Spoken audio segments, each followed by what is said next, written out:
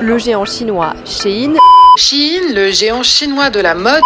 Shein est l'un des leaders mondiaux de la mode. C'est 48 heures à la plateforme Shein pour se mettre en conformité avec les règles françaises. Que vous avez fait entrer le loup Shein dans la bergerie du grand magasin. Shein ouvre donc ses portes au BHV. Shein, la nouvelle drogue des Français. Ce monstre chinois est apparu en France et a complètement bousculé l'univers de la vente. Ce géant d'ultra fashion a transformé la consommation du monde entier et des Français en quelques années seulement. En 2025, il pèse plus d'une dizaine de milliards de ventes et de millions d'utilisateurs chaque jour. Je vous laisse calculer combien ça fait en dollars que ramasse ce géant chaque année grâce à la plateforme Shein. Aujourd'hui, on va parler de l'ascension spectaculaire et la création de ce monstre qui est Shein et qui n'est jamais satisfait. Et son but, c'est de manger tous ses adversaires pour qu'il ne reste que lui. Aujourd'hui, on analyse.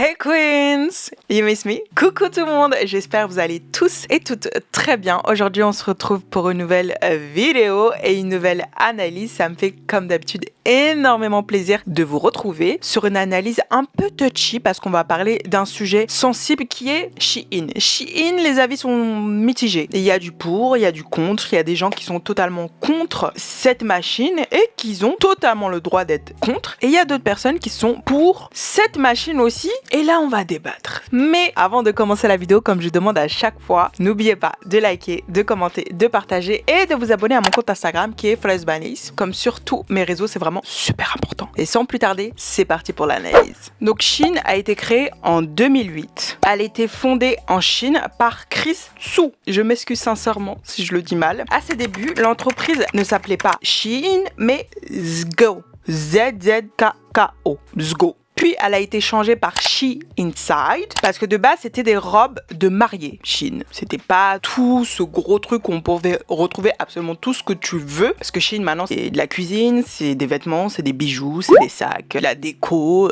c'est du bricolage. Il y a tout. Tout ce que tu peux penser, même des choses très très sombres, il y a sur Shein. Mais de base, Shein, c'est vraiment un site, quand ça a été créé, pour les robes de mariée. Ils utilisaient ce site un peu comme un drop shopper, c'est-à-dire qu'ils achetaient quelque part les produits et ils les revendaient tous sur Shein. Maintenant, Shein construit eux-mêmes leurs produits pour les vendre. Mais de base, c'était vraiment du dropshipping, en achetant chez des grossistes, etc. Mais c'est en 2012 que tout change. She Inside devient Shein et c'est là où le site se lance. Non seulement en Chine, mais surtout à l'international. Et c'est à ce moment-là qu'il y aura un vrai impact. Shein, ils sont pas bêtes. Ils ont vu que les réseaux sociaux, c'est ce qui buzz, c'est ce qui fait parler, c'est ce qui va leur apporter le plus d'argent. Donc, ils se lancent à fond, que ça soit sur Instagram, sur TikTok, sur Facebook. Ils y vont à fond. Et surtout, ils font une communication très puissante. Ils vont appeler énormément d'influenceurs pour faire la promotion de leur site. Les influenceurs, ils sont très bien payés. Je pense que vous avez vu plusieurs vidéos d'influenceurs qui témoignent qu'ils ont été démarchés par Shein et que les prix sont très très attractifs. 2025, il y a des influenceurs ici qui disent fièrement: je suis allée au pop-up Shein. Je suis désolée, mais comment vous avez pas honte? Genre, en fait, là vraiment, j'aime pas parler des gens qui consomment du Shein, etc. C'est même pas le sujet. Le sujet, c'est les influenceurs qui vont là-bas. Comment vous avez pas honte de promouvoir parce que vous avez de l'influence, entre guillemets, quand vous connaissez les conditions de travail, etc. Genre, comment vous pouvez continuer à tolérer ce genre de choses? Encore, tu commandes une fois de temps en temps du Shein, etc. Qui va juger? Dans la France de Macron, franchement, je peux le comprendre, tu vois. Et venir dire sur les réseaux et faire la promotion de ça, en fait, si tu le fais, fais-le discrètement déjà. Et encore plus quand des fois vous avez des collaborations, etc., que vous habitez dans des loyers à Paris, enfin que vous avez de l'argent pour ne pas consommer ou ne pas promouvoir ce genre de choses. Je ne comprends pas comment c'est possible en 2025 de dire normalement ouais, je fais des collaborations Shein, je fais des collaborations Temu. Genre la honte. Did you know that Shein will pay you 3 to 5K per month to review and promote their product? Je voulais vous montrer un ensemble que j'ai commandé chez Shein. Il est juste incroyable, il est trop bien taillé, il est hyper confortable. Du coup, je viens de le recommander en blanc et en orange. Le haut, il vient de chez Shein, il faut que je vous montre ce que j'ai pris chez Shein. J'ai pris plein de trucs hyper sympas. Alors là, franchement, je commence fort. Un petit perfecto semi-cuir. Il est archi cute. J'adore parce qu'il est hyper oversize. Et là, petit pantalon, moitié jogging, moitié pantalon habillé. Je le trouve archi canon, archi stylé. simple, efficace. Vous savez à quel point cet été, je ne sais pas pourquoi, j'aime les rayures. Shein, vous auriez dit non? J'ai dit non. Vous avez dit non. Ouais. On vous l'a proposé. Oui. Ouais. Avec beaucoup de zéros. Avec beaucoup de zéros. Et vous avez dit non. Shein ne lésigne pas sur le budget pour mettre en avant leurs produits. Mais par contre, pour payer leurs salariés, là, c'est une autre histoire. 75 heures de travail hebdomadaire, un seul jour de congé par mois. Payé à la pièce, Fang, 10 ans d'expérience, parvient à fabriquer 200 à 300 vêtements par jour. Les gens voient quoi? Des produits pas chers, des produits à plusieurs tailles, des produits accessibles à tous. Et en plus, je suis bien payé. Les influenceurs, ils se sont dit quoi? Au début, je le précise bien. Bah ouais, bah go, bon plan, je suis bien payé, ça va aider ma communauté, let's go. Donc on a eu un raz-de-marée de promotion de Shein. On avait Shein sur toutes les plateformes, sur TikTok, sur Instagram, sur Facebook, et ça allait en pub, et ça allait en promotion, et on y va. On n'en pouvait plus. On voyait du Shein partout. Il y avait énormément de codes promo, donc déjà c'était pas cher. Les frais d'envoi étaient gratuits, et en plus on avait encore des réductions. Mais on se dit, mais c'est cadeau en fait ce site, mais allons-y. On n'avait même pas 70 € d'achat, on avait plus de 300 articles. Est-ce que vous vous rendez compte que 70 € maintenant, c'est même pas un article maintenant? Les gens, ils voient ça en pleine période de crise financière et se sont dit, allez, let's go. Pour leur anniversaire, elles ont eu le droit de choisir elles-mêmes leurs cadeaux. Ou des robes? Ouais. 100 € de budget chacune. Qu'elles comptent dépenser sur cette application. Ils achetaient des paniers énormes, aussi gros que ma tête, avec des 200, 300 produits pour même pas 100 €. Au début des années 2012-2015, l'entreprise, elle décide de mettre en place une chaîne de production. Elle réunit une équipe de designers, de couturiers, de salariés, qui sont environ 800 au début. Je dis bien au début, pour produire et confectionner leurs produits. Parce que là, ils ont décidé d'arrêter de faire l'achat pour revente, mais de produire eux-mêmes. Donc au début, on n'avait pas autant que ce qu'on a maintenant. On n'avait même pas le tiers, je pense. Mais on était à 800 salariés qui travaillaient pour produire ces vêtements-là. Et ça a continué comme ça jusqu'en 2020. Et c'est là où a commencé le boom de la marque. «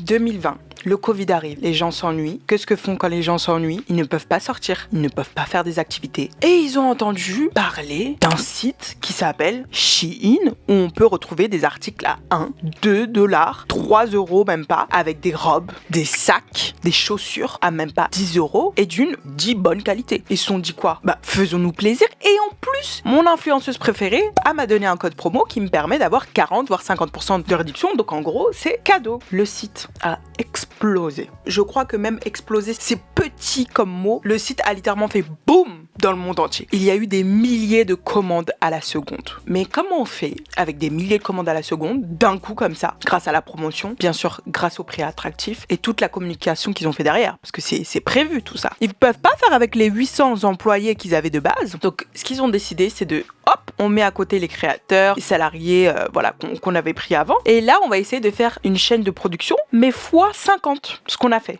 C'est-à-dire qu'on passe de 800 à 8000. Tout ça dans une usine. Mais pas une grande usine spacieuse. On a le temps, on a de la lumière, on a l'électricité, on a la clim, on a le chauffage. Et puis on a une petite pause pour aller prendre un café. Et puis on a des aides. Et puis on a des jours de repos. Ou on a des jours aussi on peut poser quand on est malade, quand on se blesse. Non. Shein, c'est un tout petit espace, entassé l'un sur les autres, sans pause, où les salariés doivent mettre des couches pour continuer de produire, où ils ont des abcès au niveau des mains, où ils se cassent le dos tellement ils sont comme ça tous les jours, comme ça, à travailler. C'est ça, la réalité. Parce que quand on ne sait pas, on se dit, bon, très grosse usine qui veut vendre en masse, et c'est son droit. On sait la qualité dans laquelle on va s'engager. Pour Shein, on connaît le prix, on sait la qualité. On se dit, ok, bon, on va acheter moins cher avec une qualité qui est moindre que d'autres magasins, mais ça va très bien pour mon portefeuille. Et on n'y pense plus. On ne va pas plus loin que ça. Mais lorsqu'on fait des recherches et qu'on creuse, on peut voir que la réalité est largement plus sombre que ça. Et c'est là où les documentaires, les analyses, la presse, les journaux ont commencé à fouiner aussi et se sont rendus compte de la face cachée de cette entreprise qui était beaucoup trop idyllique en fait. Les conditions de travail, l'impact écologique, les déchets, les rejets que crée cette entreprise est énorme, astronomique. Et c'est là où beaucoup de personnes ont décidé tout simplement d'arrêter de consommer chez Shein. Chloé tient à me montrer ce dont les influenceurs de Shein ne parlent jamais. L'arrière-boutique de la fast fashion. On arrive sur le site de la décharge. Tu peux voir des vaches en train de paître sur la montagne de déchets. Elles se nourrissent de tissus et de déchets textiles. Les vêtements qui ne trouvent pas preneur au marché deviennent des déchets et n'ont nulle part où aller. Les invendus atterrissent dans des endroits comme celui-là.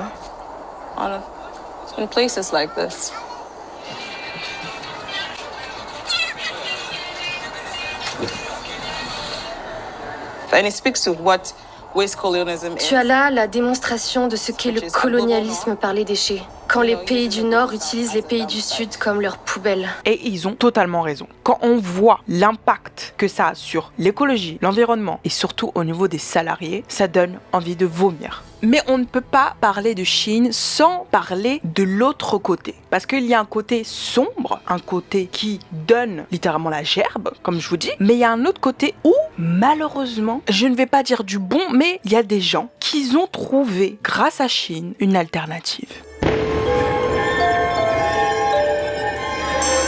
Je suis quasiment convaincue que cette publicité vous dérange. La mode est un droit, pas un privilège de la part de Shein. On a aussi eu droit à pourquoi la mode ne serait réservée qu'aux riches et à pourquoi la mode devrait-elle être un luxe. Ça nous dérange parce que ça nous paraît malhonnête et quelque part, est-ce que Shein est en train de mentir ? Non, ce qui est malheureux, c'est que c'est vrai. Shein, du fait de ses bas prix, mais aussi de ses grandes tailles qui sont aussi souvent instrumentalisées dans sa publicité, comme on a pu le voir avec Magali Berda. Est-ce que pour vous, c'est un avantage parce que Shein, c'est un des premiers sites à aller du triple XS au triple XL ?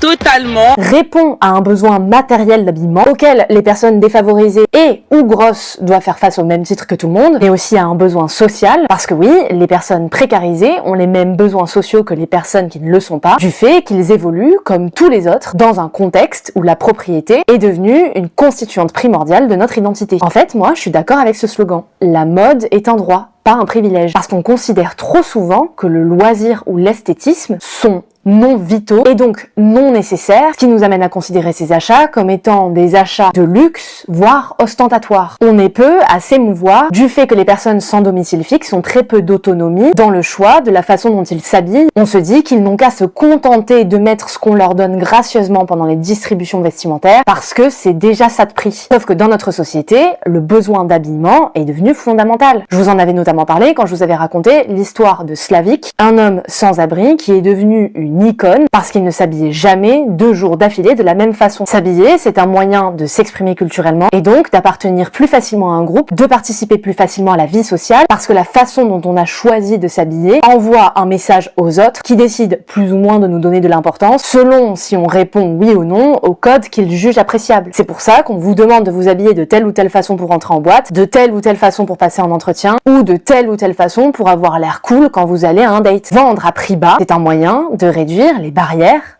à l'inclusion en permettant à tous, de façon égalitaire, de choisir les signes sociaux qu'il veut renvoyer aux autres en décidant de son outfit of the day. Et si vous n'êtes pas d'accord avec ce statement parce que vous croyez en la nécessité d'un renversement du système faisant de toute consommation non vitale un privilège dans un souci de décroissance, c'est bien et c'est une vision que je respecte, mais ça ne change rien au fait que les personnes qui ne peuvent pas choisir de s'habiller de la façon dont ils le désirent finissent par être discriminées. On a remarqué que beaucoup d'articles qui sont vendus sur Shein sont vendus à d'autres grosses entreprises. Donc, on s'est dit, ok, la qualité qui est dit supérieure dans d'autres magasins ne le sont pas et sont en fait faits dans l'entreprise Shein. Deuxième point aussi, c'est que beaucoup de personnes, avec cette crise qu'on vit aussi financière maintenant, n'ont absolument pas les moyens de s'habiller au-delà d'un certain budget. On a beau être contre le capitalisme, mais bon, sans le capitalisme, on est quoi ? On est à poil ? On va pas rester à poil. De toute façon, les produits chinois, il y en a partout en Europe depuis des millénaires. Nous avons tous un téléphone chinois dans la poche, donc... Et puis bon, si les Français viennent là, c'est peut-être parce que le Made in France est un peu trop cher. C'est pas de gaieté de cœur, c'est, comme je dis, fin du mois contre fin du monde. Vous allez me dire, oui, il y a la friperie et tout. La friperie est devenue excessivement chère. Plus chère que certains magasins. On ne trouve pas toutes les tailles. Des fois, l'état n'est pas ce qu'on désire. Et surtout qu'il n'y a pas des friperies partout. Peut-être que les gens pensent en tant que Parisiens, parce qu'il y a beaucoup de friperies. Mais quand tu habites en dehors de Paris et qu'il n'y a pas de friperie à plus de 1 heure de chez toi, comment tu fais ? Il y a ce côté où la misère française, je veux pas dire justifie ou explique ses choix ou cette façon de consommer, mais ça souligne bien que maintenant la France est le pays le plus plus grand consommateur en Europe de Shein, avec plus de 27,3 millions d'utilisateurs mensuels. Moi, ce que je trouve qui est mis en avant dans ces chiffres-là, c'est que les Français sont arrivés à un point où ils n'ont pas plus d'un panier de 60 € ou 70 €, moins de 100 € à s'habiller chaque mois. Et vous allez me dire, oui, on est dans une époque de surconsommation parce que t'as pas besoin d'avoir un panier chaque mois de vêtements. C'est un fait. Mais je pense que certains Français connaissent les conditions de travail, mais qui n'ont pas forcément les moyens d'aller autre part parce que maintenant, les nouveaux magasins, même ce qui était censé être abordable, devient de plus en plus cher. Et au-delà de 60 €, on peut avoir plusieurs articles sur cette appli. Ne pensez pas que j'essaye de faire l'avocat du diable, mais il faut quand même prendre en compte ce côté-là que maintenant, avec un panier de 60 à 70 €, qu'est-ce qu'on achète en 2025 ?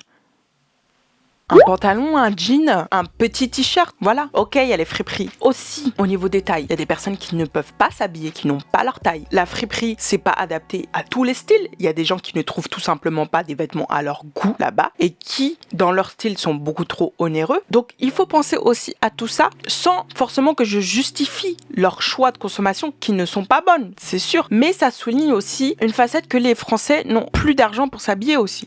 Mais la goutte d'eau que je pense est arrivée au niveau des Shein, c'est quand Shein est arrivé en physique en France. Bonjour et merci d'être avec nous une dizaine de jours maintenant après que vous avez fait entrer le loup Shein dans la bergerie du grand magasin BHV parisien. Ils se sont dit ok, la France est le plus grand consommateur en Europe. On va leur donner un magasin physique, un magasin où ils peuvent aller directement faire leur shopping sans passer sur internet. Ils sont partis mettre Shein au BHV. Et je ne sais pas si vous connaissez l'image et ce que représente le BHV qui est l'opposé de Shein. BHV c'est le luxe, c'est les marques de beauté onéreuses, c'est des personnes avec une aisance financière, un pouvoir d'achat qui vont et se voient arriver un magasin dit bon marché, moins cher, bas de gamme même, au BHV. Et c'est là où je pense que ça a énervé les Français. Génocide! Complice du génocide ouïghour! Complice de pédocriminalité! Là, je crois que c'est un tsunami qui arrive, tsunami chinois. On tourne une page. Il y a eu deux teams. La première qui n'aimait pas ce mélange de classes parce que cet endroit, ce magasin où beaucoup de personnes ayant une certaine classe sociale vont venir se mélanger avec la classe qui est dite en dessous. Et ça a énervé beaucoup de personnes parce qu'ils se sont dit « Oh, comment ça se fait que mon magasin que je viens faire mon petit shopping tous les dimanches ou une fois par mois, on va retrouver des personnes qui n'ont pas les mêmes moyens que moi et je ne veux pas être mélangée. » Il disait que voilà, au niveau des conditions de travail, ça ne reflétait pas l'éthique du BHV.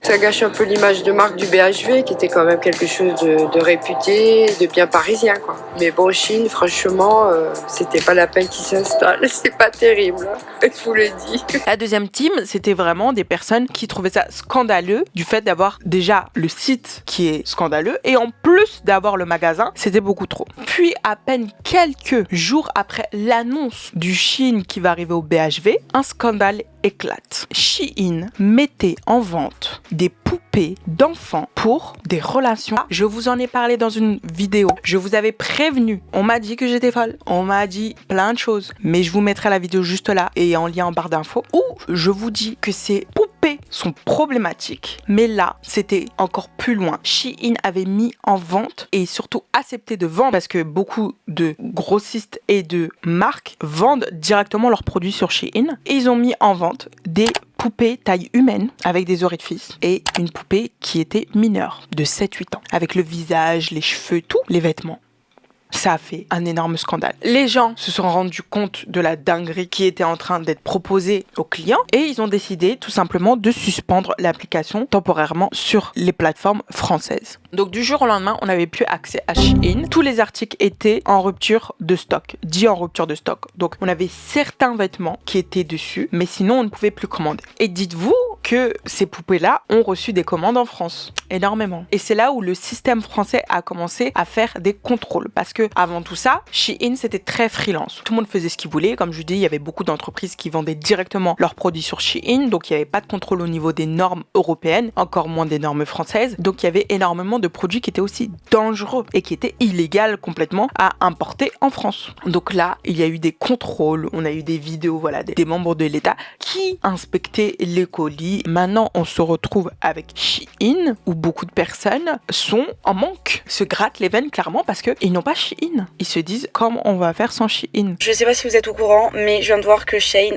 a arrêté de faire tout ce qui est bijoux, accessoires, coque de téléphone, tout ce qui va avec. Alors je comprends pas pourquoi. Genre voilà, quand je mets bijoux, accessoires, vide ici en fait. En fait tout ce que j'ai acheté. Donc heureusement que j'ai fait ma commande Shein juste avant, comme ces lunettes, cette bague et tout, mais j'ai trop le seum. Shein, des fois ça fait partie de toute la décoration, de toute la garde-robe de certaines personnes. Mais ce que je voudrais qu'ils ont mis en place sur Shein et que je trouve pour ma part qui est un petit peu hypocrite, c'est qu'ils devraient faire ça partout. Parce que l'importation chinoise, il y a dans tout. Et il y a dans tout ce qu'on a chez nous, dans tous les trucs, il y en a partout. Donc ce qu'ils ont fait sur Shein, faut qu'ils le fassent partout. Parce que tu peux pas taper sur une seule personne et laisser les autres jouer à la récré en fait. Donc oui, Shein, il y avait besoin de tout ça. Parce qu'il faut travailler sur tellement de choses sur cette plateforme et elle est extrêmement problématique de vendre autant de vêtements, que ça soit comme je l'ai dit, économiquement, au niveau de l'écologie, que ça soit au niveau des salariés, parce que c'est de l'esclavage, de l'exploitation qui est faite. Il faut régler tout ça et il faut voir aussi avec les autres. Maintenant, le problème est plus profond